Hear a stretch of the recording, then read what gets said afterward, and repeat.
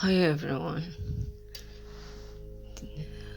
The other day I was watching something, a lecture given on twin flames or Kundalini, something like that. The connection between Kundalini and the twin flames. When somebody is awakened and the Kundalini energy is also awakened. I wasn't aware that I might have been undergoing such kind of a thing, because I had totally forgotten about Kundalini. I used to do Reiki before years back, so many years back, but I wasn't doing it consciously. My master was just telling me to make my intention according to the Kundalini, and then think of using the sun's energy to heal people, use it for healing. And that was what I was doing. I reached only the second stage in Reiki. And then later on, when it became too intense, when I was doing healing on people, because I just kept absorbing people's negative energy and I was not releasing it. So it was affecting me physically as well as mentally. So I just decided to just let it go for a while. And since then, I stopped using Reiki. Actually, I use it once in a while, but only for myself and for my family and people who I love. And some people who knew that I was doing Reiki used to call up and ask for some energy, and that's just how I was going about with Reiki and Kundalini. I didn't have a deep understanding of Kundalini properly at that time. And Kundalini energy, as far as I'm concerned, it's not something which is easy to be described. It's a sacred, mysterious kind of an energy, and it's a Sanskrit word meaning coiled up.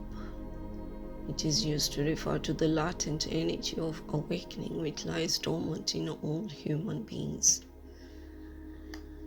It's depicted as a serpent because of the spiral-like movements of the energy when it ascends from the base of the spine. And it's represented as the energy of creation and mother of the universe. Kundalini awakening energy can awaken for several reasons. Sometimes it could awaken because of periods of intense spiritual practice. When you're doing some spiritual practice and you're having an intense kind of awake, it might awaken. And sometimes a traumatic or shocking experience can also awaken the Kundalini energy. Or if you are meeting your twin flame, or maybe having sex with someone whose Kundalini is already awakened. Use of consciousness altering substances also can awaken the Kundalini energy. A spiritual initiation called Shaktipat, or spontaneously. It's not something you can plan. It's a miracle that happens when your higher self decides so, and when your soul is ready. And before it awakens, there can be a feeling of confusion and a mental fog, along with some initial energy movements as things begin to stir up. When this energy fully awakens, it burns through all blockages on the chakra system and ascends through the spine from the feet into the base of the spine and up to the crown of the head. The body is paralyzed by the extreme amounts of energy that flow through it, and it can feel scary if you have not been prepared before. However, as the energy works its way up and clears the channels, the mind is overflowed by this energy, which can be described as flows of orgasmic and ecstatic love. There is no way to put words into such experiences because you have to experience them yourself. Only those who have undergone such kind of an experience can understand what it is and how it really is. Some people explain Kundalini energy as the energy of enlightenment. They explain it as if it can feel as if it's a Jesus Christ or any other enlightened being or inside of the body. It is a sacred experience of the divine that will reveal to you your true nature. And just as it has ascended, the Kundalini energy will descend again. Most information found around only refers to the Kundalini awakening, but a whole new being is created from this experience. A whole new life has started. Unless you are 100% prepared for this experience, that means unless your being was already completely pure, the Kundalini energy will unlock a spiritual process of purification and energy cleanse. This is a process that works on all levels and will purify and cleanse the upgrade all of your bodies: physical, energetic, emotional, mental, and spiritual. It's a long process which usually takes several years to complete. During this time, the more we flow, accept the work with this energy and what it is doing, the better. It's an extreme energetic cleanse which will leave nothing like we knew it. It is human to try to resist it. The ego mind will try to resist letting go of everything it has been and has held us true. This is why the Kundalini process can even be dangerous for some minds and why it is such a challenging experience. It can cause physical, mental, and emotional pains while it pushes everything that clogs the channels into the surface for it to be released. It's mostly not recommended to strive for your Kundalini to awaken, but rather to work on cleansing your chakra system so that in case your Kundalini awakens, you can be more prepared for it. This way, when it happens, you'll have worked on your energy already and will have gathered some instruments and tools to navigate through the cleansing process. This can be a very challenging process as energy is pushed into the surface. We are truly learning to heal and transform all kind of dark energy into light and love. All traumas arise even from past lives, and there is only one way through. We have to face it, learn the lesson, and let it go for good. We can even be working on collective traumas, transforming energy for the generations to come. As much as Kundalini process can bring periods of joy, bliss, and ecstasy, we will probably have to go through our dark night of the soul. Everything will be transformed into light during this period. Our whole being on all levels is made pure. If you're going through this phase of deep purification, remember that it is temporary. Remember that if you're going through this, it is because you are ready. You have all the tools to overcome this. Kundalini is not something we are doing. It is happening through our bodies. It is an alchemy of awakening and enlightenment that is channeled through our bodies. It is important to become aware of this so that we observe the process and be much more at peace with it. Resistance or frustration will bring you nowhere. The more we learn to detach from our body, mind, the easier the process will become. It is like a spiritual puberty. There is no turning back, no pushing a stop button. When the process is awakened, it will continue until your being is completely purified and your soul liberated. So just flow with it. Just observe what it is.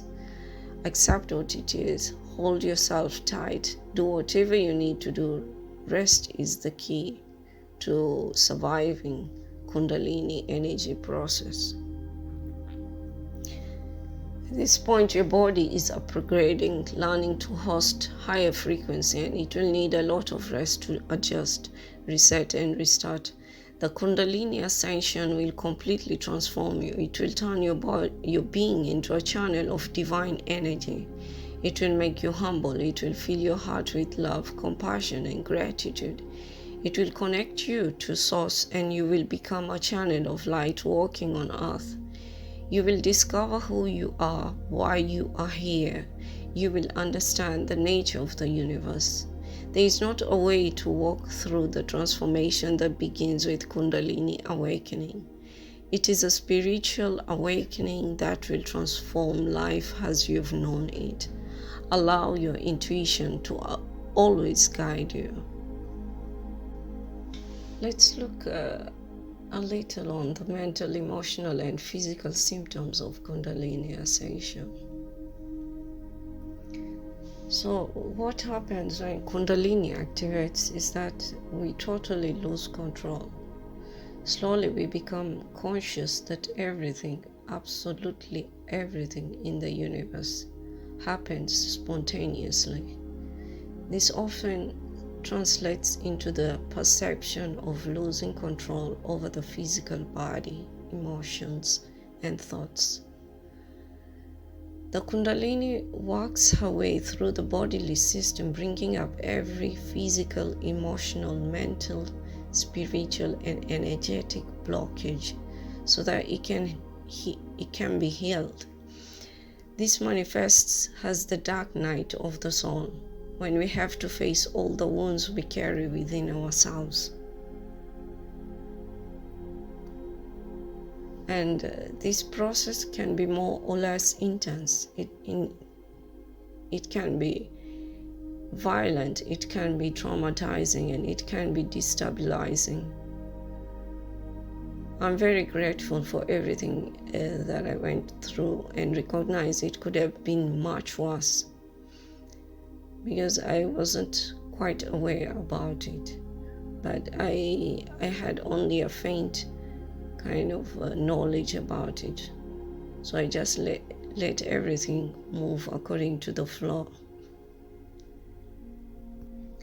The powerful streams of Kundalini can make us feel like that we've lost our mind or that we are turning crazy additionally. When we try to explain what is happening to us, to our friends and family, no one seems to understand what we are talking about. It can also happen that we are afraid of sharing our experience because it just sounds so absurd. When Kundalini awakens spontaneously without us having spiritual guiding and support, it can be very difficult to understand what is happening to us. In any case, you can have the blessing to receive information about what you're going through. However, it can take more than 1 year to completely accept what you are experiencing. The symptoms people experience during the process of Kundalini ascension are probably infinite. Each body-mind will be facing its own combination of elements. Hopefully, not all people whose Kundalini activates will go through such violent, traumatizing, and overwhelming processes as how so many other people and individuals undergone. So here are some of the symptoms of Kundalini ascension. Heightened perception and emotions. You might feel very high emotions when you are having Kundalini ascension. You might get some kind of obsession, depression, lack of life energy, wanting to escape the body and planet Earth. Suicidal thoughts might even arise. Disconnection between thought, emotion, and action. distance and total detachment from the body and the physical dimension. Nauseous, decrease or increase in appetite, spontaneous fasting. Aches in the whole body, including bones, that can be very acute and deep. Physical and mental paralysis, inability to think, talk, concentrate, move, slowness in movement, word, and reflection. You might have difficulty to engage in and maintain small talk with people. You might get loss of mental and physical control. You might get impossibility to manage emotions, explosions of rage or sadness, uncontrollable screaming and crying, fear of social situations, having non-stop visions of all kinds, also very terrifying. Sounds in the head, screams, weeping and chants, convulsions and trembling up to extremely strong. Hyperactivity is something you might even experience. Chronic fatigue, insomnia, need to sleep a lot, mental confusion up to extreme levels, delirium and hallucinations, despair, anxiety, panic attacks, nervous crisis, heart attacks, fear and terror without apparent reason. You might get migraine, pressure and ache in the brain, sensory and psychosensory hypersensitivity, especially with noise, very negative energies and masses of people, muscular tension you can get, increase or decrease of sexual energy and desire. And to end with a more positive note, when our body starts integrating the healing, we can expect the following physical and mental states also permanently. You can get absolute presence in the present moment. You can have deep physical relaxation, which seems to happen at a cellular level. You can get spontaneous and prolonged full body orgasms. Everlasting feelings of joy, bliss, love, and peace undisturbed by external circumstances. States of deeply relaxing and loving mental trance. You might get feeling intimately connected with our inner being or soul, and as a consequence, feeling more intimately connected with other people and non-human beings such as animals, plants, rivers, ecosystems, and spirits. You can start developing psychic, shamanic, and healing skills. You can have deep faith and trust in the divine plan. You get increased concentration, creativity, and intelligence. You start experiencing the body as extremely light and totally held and cared for by the divine. You start perceiving one's mind, body as a channel or embodiment of divine love and light. You start having fully uniting with divinity on all levels. Sacred soul merge is what it's called. The list is long. Kundalini healing process can make us touch and overcome our physical, emotional, and mental limits. That is why we need help. We cannot do it by ourselves. We don't have to do it by ourselves. You always have your soul, spirit guides, and God guiding you. Ask for help. Talk to them. Tell them to help you, support you, guide you. Sometimes we might also need external support, so look for and find any kind of healer or therapist that resonates with you and that respects your process, even if they don't really comprehend it.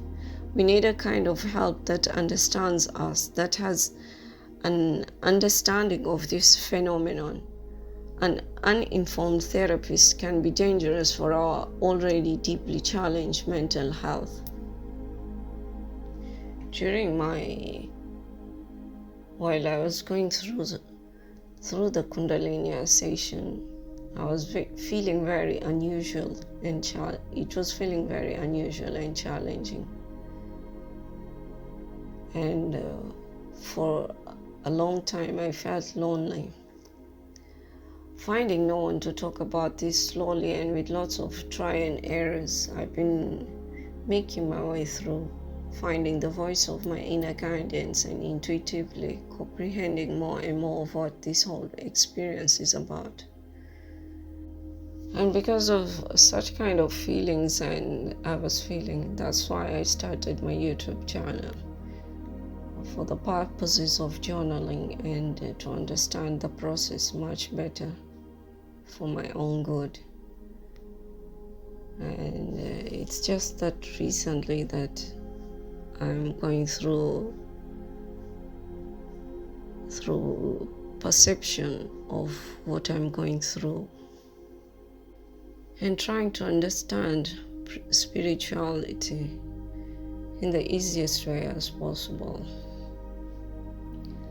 So if you start experiencing any kind of Kundalini ascension, don't get scared, don't panic. Just research about it furthermore, and you will find a lot of free information on the internet, in books or wherever. You might even find a healer who is dealing with such, and you can get enlightened about it, and that way you might survive the traumatic and hard spots that you might be experiencing with Kundalini ascension. I hope this helps somebody, because I've been going through this journey on my own, and I've not had a lot of support from people I know, but I hope other people get the support that they will need, because it's something which you can't deal with it alone. Sometimes you can, especially if you have knowledge about it and you know what you're doing. But if you don't know what it is and it suddenly just happens, you will need support from other people. And that's all that I wanted to share. I hope everyone is having a good day. Take care and God bless.